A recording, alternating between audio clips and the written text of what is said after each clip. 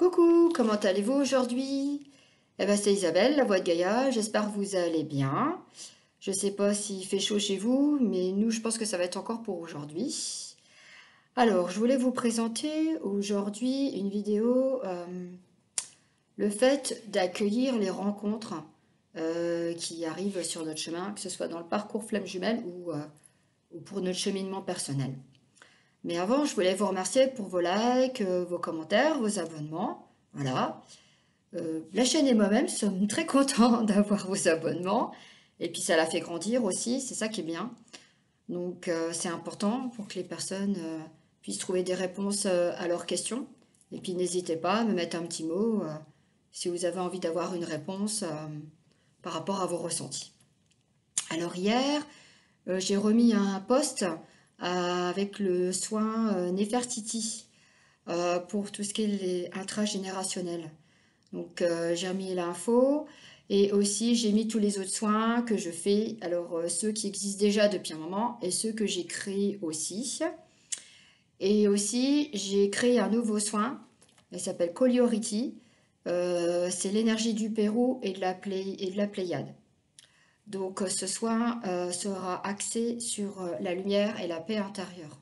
Là je l'ai finalisé hier, mais j'ai pas encore finalisé pour le mettre sur YouTube. Je pense que je vais peut-être le mettre aujourd'hui, je vais voir à ça. Voilà, donc on verra pour l'instant. Alors, donc en fait, cette vidéo, à chaque fois je dis que ça me tient à cœur, mais c'est vrai parce qu'autrement je le ferai pas. C'est parce qu'en fait nous sommes amenés à rencontrer des personnes qui vont nous faire avancer donc sur notre parcours. Euh, En fait, le fait de les rencontrer, ça permet d'activer nos blessures, ouais. Ce qui n'a pas été réglé encore dans le temps. Ça nous aide à évoluer, à accueillir les différentes situations qui se présentent, chose qui n'est pas forcément évident. Alors, donc tout au long de notre cheminement, nous pouvons rencontrer des âmes sœurs. Alors, les âmes sœurs, euh, pour moi, elles sont pas euh, toxiques, c'est de la bienveillance, mais ça se peut qu'il y ait des... Enfin, pour moi, les âmes sœurs, ce sont des bonnes personnes qui nous aident à avancer pour nos blessures, hein, pas par rapport aux personnes toxiques, hein. Ça, c'est vraiment, les âmes sœurs, c'est vraiment la bienveillance et elles nous font travailler sur nos blessures, hein. C'est pas en négatif, hein. C'est ce que je voulais vous mettre entre parenthèses.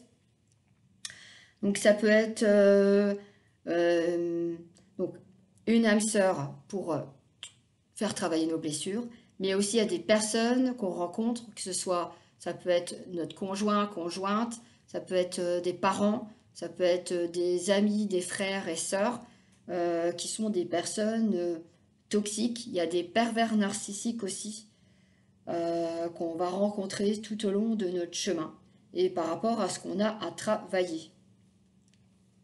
Alors bien sûr, vous allez me dire, oh bah ouais, mais moi j'ai rencontré un pervers narcissique, j'avais vraiment pas envie de me retrouver sur le chemin de cette personne, ou comme une personne toxique, parce que ben, ça fait souffrir, on en a bavé, que ce soit psychologiquement ou même physiquement. Euh, c'est sûr qu'on n'a pas envie de rencontrer ces personnes-là, mais si on les rencontre, c'est que ça devait se faire et ça va nous permettre comment, de cheminer et d'avancer dans nos blessures. Parce qu'en fait, il y a le libre arbitre, hein. On a un chemin et puis bah voilà, par exemple, il y a deux personnes, on choisit l'une et puis après on fait notre chemin. Puis après, il y a une autre personne qu'on rencontre. Donc en fait, c'est fait que de ça. Et ce qui se passe, c'est que le fait de les croiser, c'est qu'il y a des situations précédentes, par exemple, que ce soit dans des vies antérieures ou actuelles, qu'on n'a pas actées dans la matière. Donc c'est pour ça qu'on rencontre ces personnes-là, parce que bah voilà, il y a encore plein de choses à travailler. Donc, et le fait d'accueillir ça, alors vous allez me dire, bah ouais, non, mais c'est bon, je veux pas accueillir, voilà, toxique, pervers narcissique, tout ça. Oui, mais c'est sûr, moi j'ai rencontré un pervers narcissique, j'ai souffert, mais à un moment donné, la source, ils m'ont aidé, et puis mon âme, avec mes ressentis, à un moment donné, je me suis posé des questions, je me suis dit, mais il y a quelque chose qui ne va pas, vraiment, c'est pas normal. Pourtant, j'avais déjà vécu avec une personne avant, et c'était pas un pervers non plus. Mais en fait, j'étais tellement conditionnée que je ne pensais plus par moi-même, et je n'étais plus moi-même, je ne pouvais plus conscientiser par moi-même. Et à un moment donné, je suis sortie de ça. Et, et ben maintenant, je suis la personne que je suis. Et voilà, c'est que je devais passer par là pour être la personne que je suis actuellement. Tout ce que je voulais vous dire aussi, c'est que ayez confiance en vous. Voilà, c'est important. Écoutez votre âme, écoutez vos ressentis. Je sais que c'est dur, c'est souffrant, euh, mais toutes les personnes, quelles qu'elles soient, même des bonnes personnes, par exemple, vous allez rencontrer une amie avec qui vous allez vous retrouver, par exemple, ah ben, au niveau des schémas familiaux, c'est le même style de schéma familial. Donc vous allez vous retrouver, il y a des similitudes. Vous allez en discuter, ça va vous aider l'une et l'autre. Chacune va apporter une pierre à l'édifice par rapport à cette relation. Et chacune vont avancer à un moment donné différemment. Il y en a une qui va se positionner, qui va se dire non mais elle ne m'apporte plus rien. Je vois pas pourquoi je vais continuer à être dans la relation avec cette personne.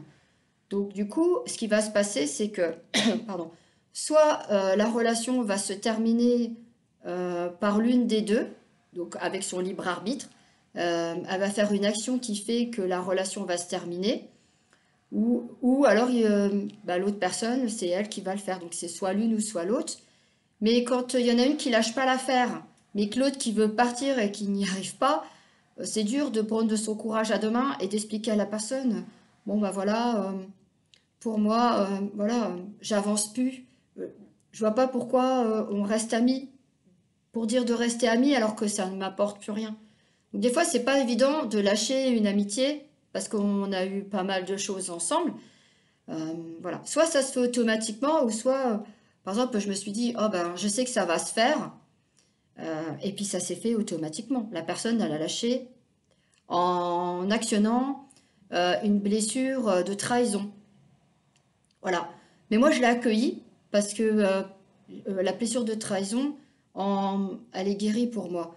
Donc, du coup, quand elle m'a trahi, mais moi, je ne me suis pas sentie trahie, donc c'est son libre arbitre qui a fait ça. Et aussi, ce qui s'est passé, c'est qu'à un moment donné, cette personne-là, rien que pour le fait de demander quelque chose, il y a eu, bah, elle m'a humiliée devant les autres. Et je lui dis, mais je comprends pas. Donc en fait, je savais que c'était une blessure d'humiliation, mais je me suis pas sentie humiliée. Donc c'est elle qui a activé parce que elle-même se sentait, bah, elle se sentait pas bien. Donc du coup, elle a activé cette situation qui fait qu'il y avait la blessure d'humiliation. Mais moi, je l'ai pas mal pris, j'ai accueilli parce que je me suis pas sentie du tout humiliée par rapport à ça et par rapport à l'action qu'elle a fait pour la trahison, c'est la même chose. Donc quand on chemine et que on ne se sent, qu'on ne se prend pas en soi en pleine figure, voilà, on accueille tout ça. Et bien sûr, quand il y a des situations où, par exemple, moi, il y a une amie, je me rappelle, on avait rendez-vous toutes les deux, et puis je l'appelle, elle répond pas, et puis j'y mince, le temps passe, et je me suis sentie mal, je me suis sentie abandonnée, puis aussi complètement rejetée, alors qu'il n'y avait pas lieu, puisque le lendemain, elle m'envoie un message, oh ben j'ai complètement zappé, tout ça. Donc j'ai compris que cette personne, en fait, elle fonctionnait comme ça, elle oubliait, voilà. Oh bah tiens, j'ai oublié. Et puis moi, comme du coup j'avais des blessures à travailler, bah, je l'ai mal pris. Et le jour où il y a, avec une autre personne, elle a activé la blessure d'abandon, ben je me suis pas sentie abandonnée du tout. Mais alors pas du tout. Donc voilà, donc au fur et à mesure qu'on rencontre ces personnes-là, eh ben, ça réactive nos blessures parce qu'on n'avait pas travaillé assez avec d'autres personnes. Et puis des fois, l'univers, ils nous font des tests aussi, hein, ils aiment bien faire des tests.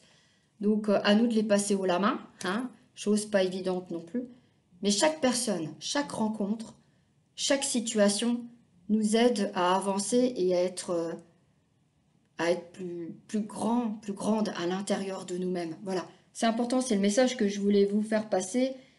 Et puis si vous avez besoin d'un rendez-vous pour avancer, euh, parce que vous n'arrivez pas, vous êtes bloqué dans des situations avec vos familles, votre travail, moi je regarde dans les annales akashiques, je canalise votre âme, les guides, et donc en fait ils vont m'expliquer ce qui ne va pas et ce qui va vous permettre de faire de plus grands pas pour votre avancement. Pareil, le soin Néfertiti, tout ce qui est intragénérationnel, ça nous permet vraiment de faire de grands pas quand à un moment donné, ça fait tellement d'années qu'on a tout essayé puis que ça ne fonctionne pas. Voilà. Et puis le nouveau soin que je vais mettre aussi. Et puis je voulais vous remercier pour votre fidélité. Je vous souhaite une très belle journée. Et puis je vous souhaite à très bientôt. Bye bye.